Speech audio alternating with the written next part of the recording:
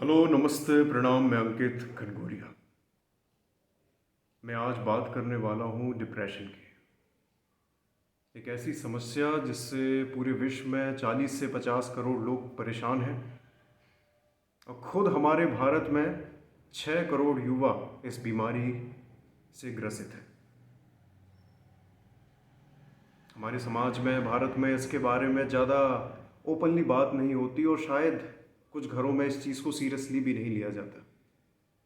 लेकिन मैं आपको बता दूं कि इसी भारत में अगर आज युवाओं के सुसाइड का सबसे बड़ा कारण है तो वो सुसाइड का कारण है डिप्रेशन। तो समझते हैं कि डिप्रेशन के क्या लक्षण हैं।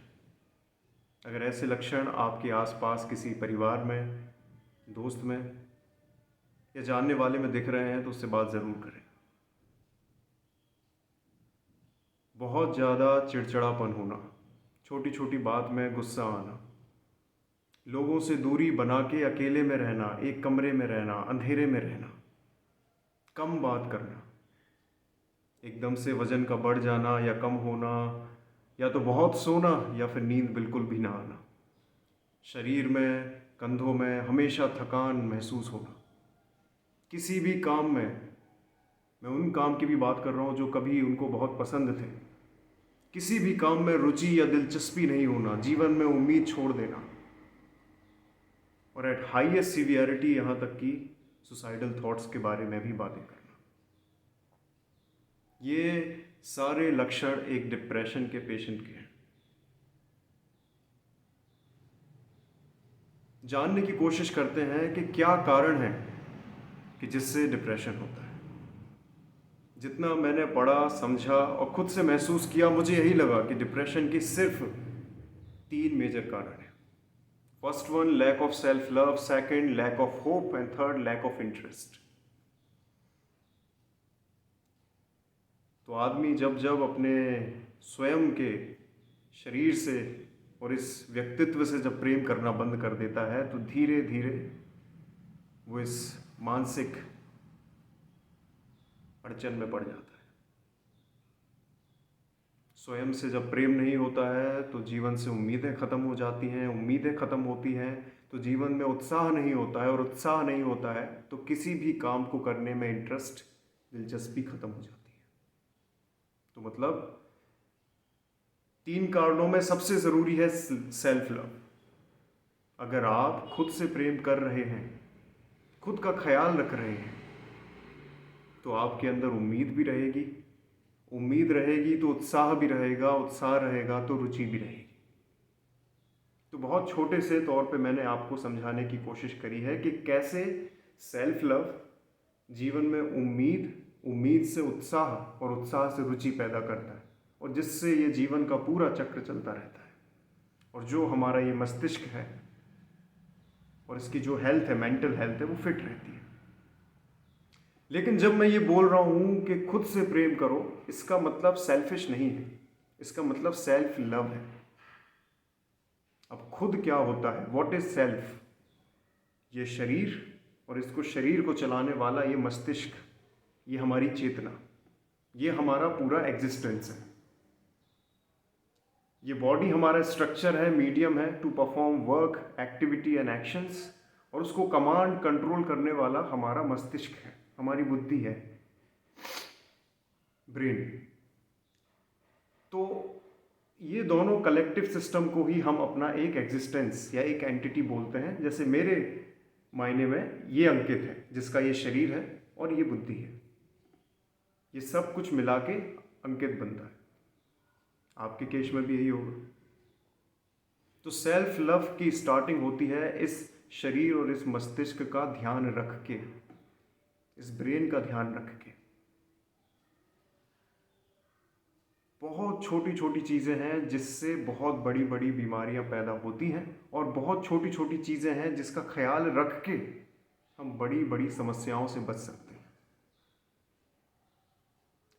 Doing exercise daily and keeping your body fit is first step to self love. खुद के शरीर को और खुद को फिट रख के, स्वस्थ रख के आप आत्मीय प्रेम की तरफ बढ़ रहे हैं और इससे आपके शरीर में कई सारे हॉर्मोन्स भी रिलीज होंगे, आपकी मेंटल हेल्थ भी इम्प्रूव होगी।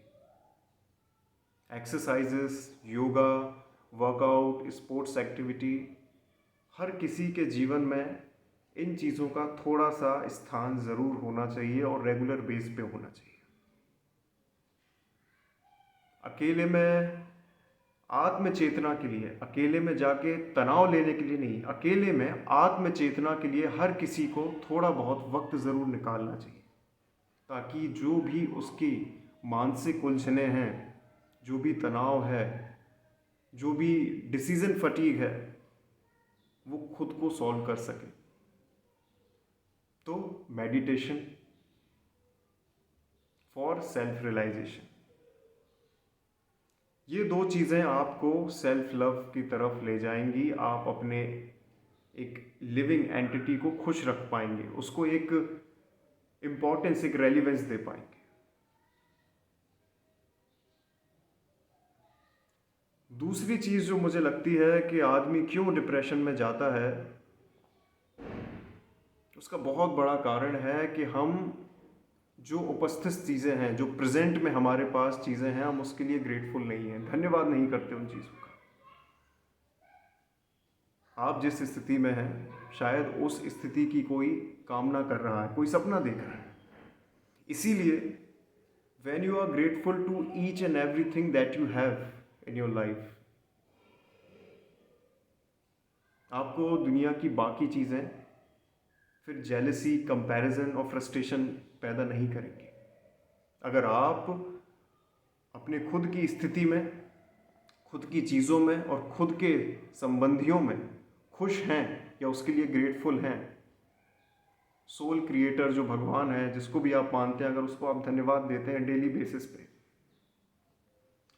तो ये बहुत बड़ा कारण है कि आप जीवन में तनाव से बचेंगे, एक पीयर कंपैरिजन से बचेंगे और उस थॉट से बचेंगे जहाँ पे आदमी सोचता है ये मेरे साथ ही क्यों हो रहा है। तो अपन ने क्या समझा कि जीवन में जब जब आप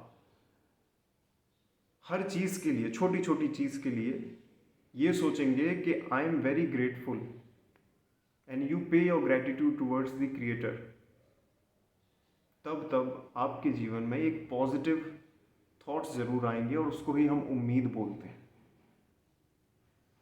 अब हाँ, यहाँ पे समझना ये है कि उम्मीद और आकांक्षाएं, इनमें डिफरेंस है।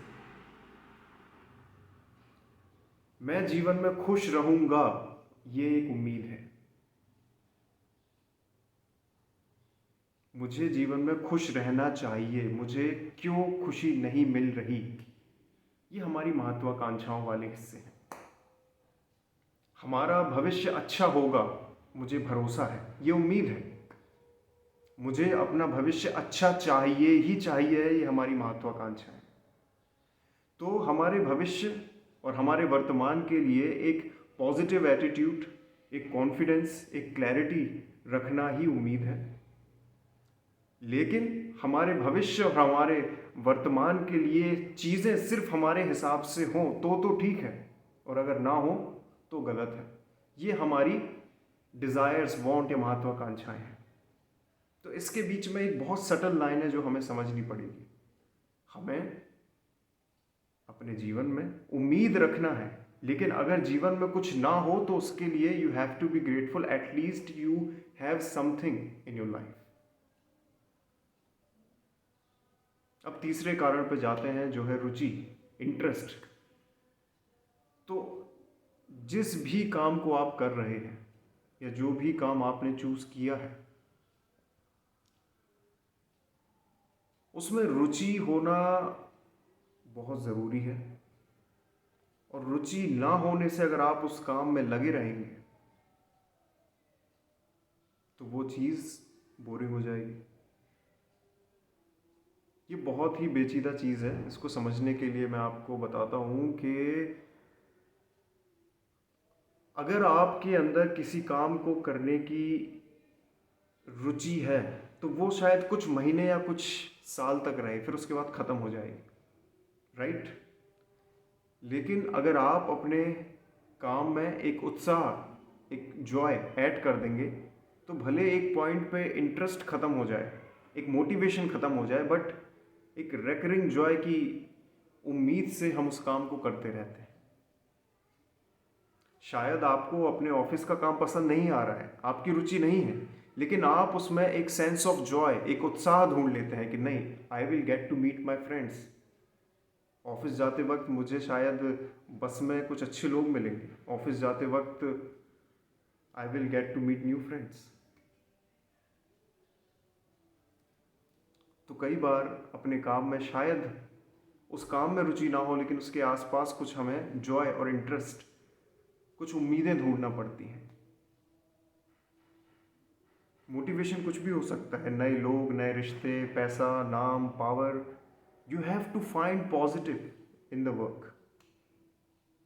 शायद जो कोर काम है वो आपको पसंद ना आ रहा हो, शायद उसमें उतनी रुचि ना हो, थोड़ी बहुत ही हो, लेकिन उससे जुड़े हुए इकोसिस्टम में यू विल फाइंड छोटा छोटा रिवॉर्ड्स, और वो छोटा छोटा रिवॉर्ड्स ही आपके इंटरेस्ट को और स्ट्रॉन्ग करता है। तो हमने ये समझा कि जब हम अपने शरीर को फिट रखेंगे, हमारी मानसिक स्थिति को फिट रखेंगे, जो जीवन में हमें दिया गया है उसके लिए हम सोल क्रिएटर गॉड को थैंकफुल रहेंगे, जीवन में उम्मीद रखेंगे और उस उम्मीद को महत्वाकांक्षाओं से मिक्स ना करेंगे।